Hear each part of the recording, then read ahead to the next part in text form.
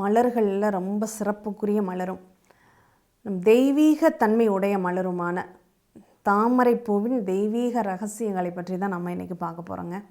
பொதுவாக பூக்கள் அப்படின்னாவே அதில் முதன்மையானது, நம்ம இன்னும் சொல்லப்போனால் நம்ம இந்தியாவின் தேசிய மலர் என்ன அப்படின்னா தாமரைப்பூ தான் இல்லையா? அந்த தேசிய மலர், இந்த தாமரைப்பூவினுடைய நிகழ்வு என்ன தெரியுமா? அந்த தாமரைப்பூவே நமக்கு சில விஷயங்களை உணர்த்தக்கூடியதாக இருக்குங்க. இன்னொன்று சுத்தம். சேத்துல முளைத்தாலும் அந்த செந்தாமரை அழுக்காகிறது கிடையாது. அது தன்னை சுத்தமாக வச்சுருக்கும். பற்றற்று அந்த தண்ணீரை கூட பிடிச்சு வச்சுக்காது தாமரைப்பூ. தாமரை இலை பார்த்துருக்கீங்களா? அந்த இலையில் கூட அந்த தண்ணி ஒட்டாது. தண்ணிக்குள்ளேயே அந்த இலைகள் இருந்தாலும் அந்த தண்ணீர் அந்த இலையை ஒட்ட விடாமல் பார்த்துக்கும். அப்படி ஒரு நிகழ்வின் மீது பற்றில்லாமல் இருக்கணும் அப்படிங்கிறதை உணர்த்துவது தாமரை மலர். அடுத்து, ஒரு சேற்றில் இருந்தால் கூட அசுத்தமான இடங்களில் வசித்தாலும் நம்மளை நாம் சுத்தமாக வச்சுக்க முடியும் அப்படிங்கிறதுக்கு உதாரணமான மலரும் தாமரை மலர் தான். அதே போல் எவ்வளோ தான் அது இப்போ நிறைய குளங்கள் நீர்நிலைகள் வற்றி போயிடும்னு வச்சுக்கோங்க. அந்த வற்றிய நீர்நிலைகளில் அந்த தாமரை பூக்காது. திரும்ப எப்போ அந்த தண்ணி அந்த குளத்தில் வருதோ அப்போ திரும்பவும் அது தன்னுடைய விதைகள் மூலமா உயிர்ப்பித்து அதை நம்மளை வேர்விட்டு அந்த இடத்துல தன்னை நிலைநாட்டி கொள்ளக்கூடிய ஒரு சக்தி தாமரை மலருக்கு உண்டு. அது மறுபடியும் அழிஞ்சிருச்சுன்னு நினச்சாலும் அது அழியாது, திரும்பவும் கிளம்பி வரும் அப்படிங்கிற ஒரு நிலையை உடையது.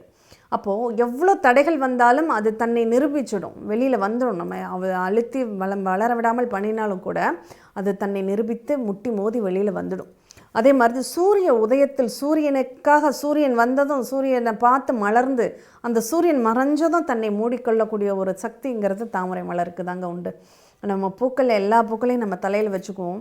ஆனால் அந்த தாமரை மலர்னாவே தெய்வங்களுக்கு வைப்பதற்கு தான் நம்ம அதிகமாக முக்கியத்துவம் கொடுப்போம். பெரும்பாலும் யாரும் தலையில் சூடிக்கொள்வது இல்லை.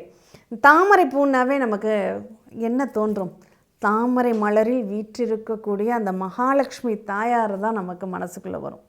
தாமரைக்கு அவ்வளோ விசேஷம். அந்த தாமரை மகாலட்சுமியினுடைய அம்சம் அப்படின்னு சொல்லலாம்.